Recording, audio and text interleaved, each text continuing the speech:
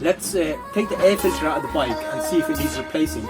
It's under the seat, so we'll get that out and replace that. Thanks for joining me in this video. We are on next step now. We've already done the tank. Here we're doing the filter, the air filter. There will be a few screws under the seat to holding this plastic cover in place. Take the cover off and you can actually access the filter. It's an air filter. It's like a type of sponge. You see there's little ducts on here. We might clean these as well and get this fully serviceable. You see that's the tank from my previous section. It's still dripping out. We're cleaning the tank at the same time. So here I was a bit surprised. The filter is basically disintegrated. The sponge, so you can see it's gotten like a funny cakey mixture and it's gone really bad. I'm assuming this hasn't ever been changed because 1979 motorcycle, and this is just kind of sticky and gooey. So they are supposed to be soaked in gear oil normally to help it stop debris getting into the system and the carburetor, because this is the air intake of the motorcycle. So I've noticed that the sponge was very, like, look at that. It's very gooey and almost cake mixture, so the sponge is just not there anymore. I have ordered a new air filter for this motorcycle, which is already pre-oiled for me. So luckily it will be a nice change, but we will need to clean this up. If you have an older motorcycle, just be mindful of this and keep an eye on these things, because it helps with the carburetors of all motorcycles getting good air in. So let's get this out and see what we've got. Now, you want to keep an eye on your service manual as well for your air filter, because I thought I would just throw this away and change it, but you can actually buy the sponge and keep the metal guard, the filter element of it, which you can actually apply to the new one.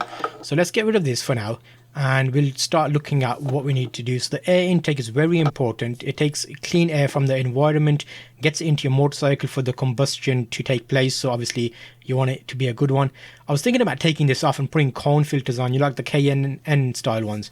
But I don't know, it'll be in keeping with the bike because it's an old bike. So I might just stick to what I've got here. Now the inner chamber there is where all the air basically circulates. I might clean that as well because it looks a bit gunky and nasty. It will be slightly oily, that's normal, so don't worry about that. The heads were more or less stripped when I took them out. They're very rusty, so I'm going to get a few replacement screws for this, and it makes me seem like it's just worrying. So I've got little metal bits here. I'm going to use some of this fluid here. I've got like old, it's like a brake cleaner, carb cleaner type affair, so it's basically allowing me to get rid of all this gunk. So let's quickly clean the old metal frame, because then that saves us having to worry about buying those. Because with these older bikes, it's very hard to pick these up. So it's interesting, if you've got an old one, make sure you keep your existing units. If they're reserviceable and cleanable, then you're sorted. So I'm just using a little old brush to wipe that away, and a little screwdriver to get that off. And I've ordered some stuff off. I looked on Amazon and then looked on eBay to find replacement parts, because it can be tricky getting these in local shops. So I'm using the brake cleaner like here to get rid of the old stickiness, which works quite nice actually. The little brush and that, cleaning that up. And then I ordered some good air filters basically. So I've ordered a air filter. I've oiled. I've ordered an oil filter as well. But for now what we'll do is we'll make sure this is fully clean, and then I'll show you as I change it over. And it's going to be interesting. We're slowly getting through this. We've done the tank, we're doing the oil air filters, we can do oil. I've got spark plugs on order as well. I'm going to try and start the bike up at some point, so make sure you stay tuned and see how a 40-year-old bike starts for the first time. I'm in the process of rebuilding the carbs, so it'll be interesting.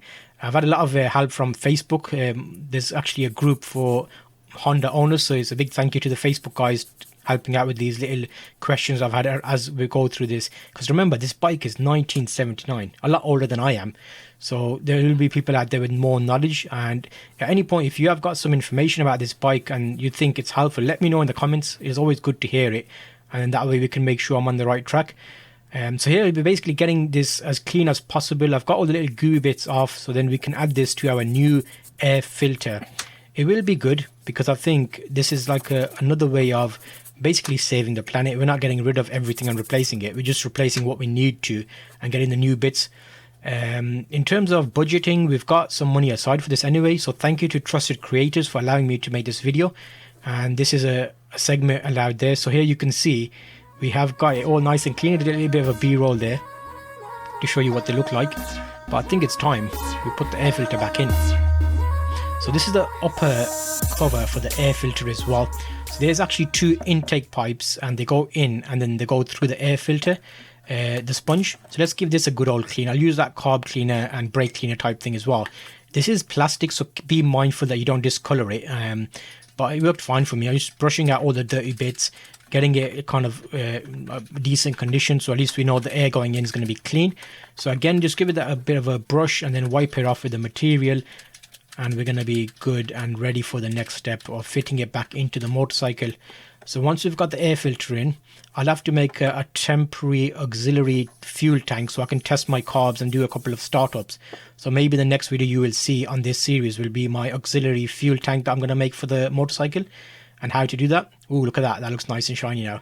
Good job there. Well done to myself, basically.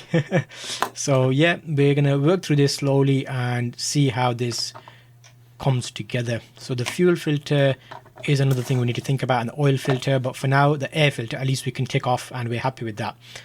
Get this little screws back into place and hold it back and get that back on the motorcycle, and let's see how it looks. Oh yeah, don't forget the inner chamber needs cleaning as well, so I drop a little rag in there and just clean the little bits because the old sponge was just sticking everywhere. So I'm taking those last remnants of the old one out, so we've got a nice clean place.